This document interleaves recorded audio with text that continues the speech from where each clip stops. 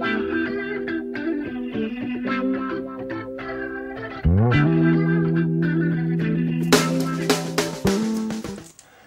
it's time to start the eye now. Now the first thing we're going to be putting is the light in the centre of the eye.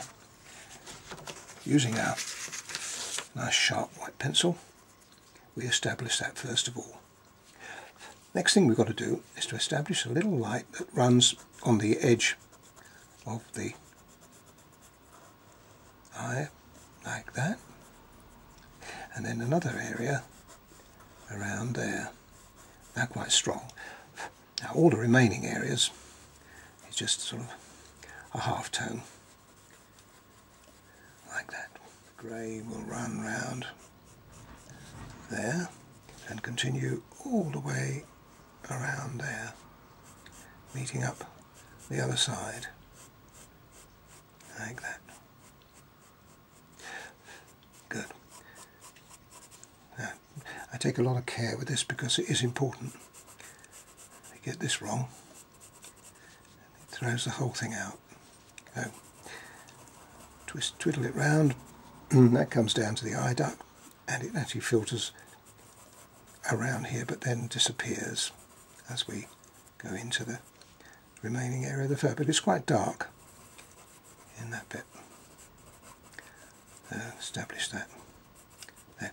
And the other area we've got to establish is the pupil itself. Round the light in the eye, but making sure that that shows up nicely, and then down here and right to the tip, like that. Okay, now that's good. Okay, now I'm going to put a little of the grey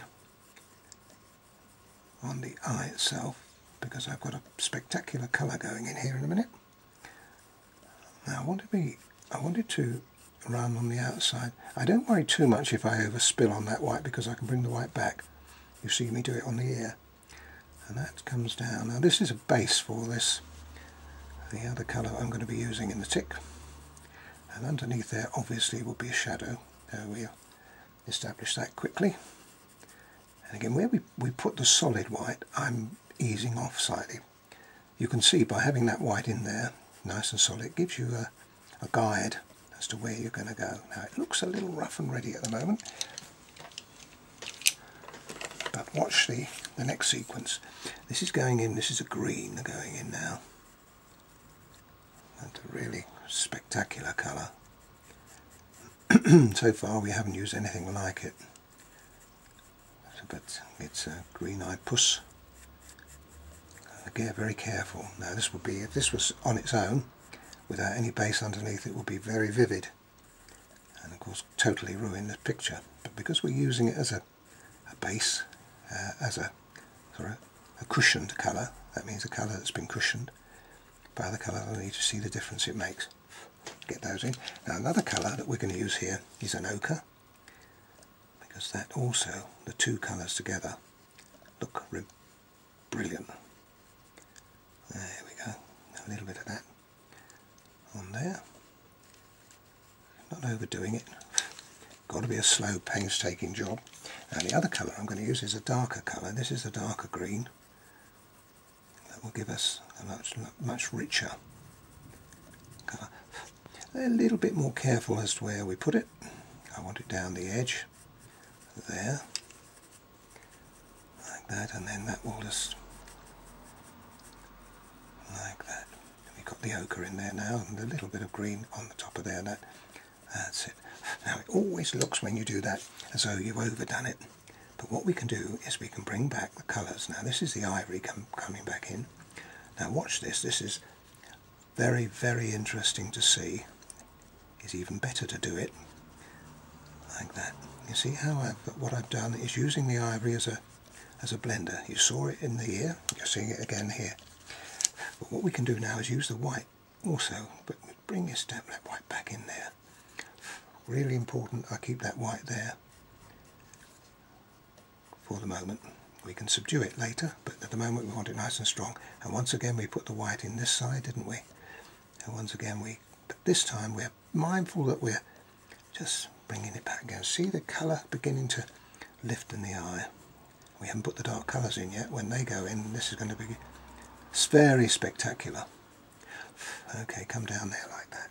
Now we're nearly there, I think. Just a little bit more light on this side. We can always repeat what we've just done several times. Just feel as though I want a little bit more light green in there, just a touch. The more colour we put on, the softer the colour is. Now I want a little bit of grey, just filtering through here, because what I want to do is that white has got to come out from the top in a shadow. There we are. Now just trim that back just a touch, and I'm going to use a very sharp white later on just to establish that. Now that looks good. Just pull that away from there just a little bit to make the eye look a little bit more natural, like that, and a little bit of cushioning off the edge. And what happens there is I've just pulled the grey back a little so we get a softer edge when we put the dark colours on. The first of those is going in now, so we're going to start with the 181. Come round, making sure that white is established there. Okay. Lovely. Then we'll fill it in. Now here, where we put that transition, we just creep up to it, but don't obliterate it. And also, as we move from there, we'll be putting the black on that in a minute, but then it changes as we get to there. See that? Like that. And turns around. Then that will be darker. Okay. Now, so far so good. Now what I've also got to do is just to darken the top of the eye a little bit. We've got to make sure that we get a nice shadow area coming in from there like that. You see, now that looks lovely, doesn't it? Okay, if we are, as I've done, just overdone that slightly deliberately so that I can come back in with my green and just pull it back. A little bit of ivory as well.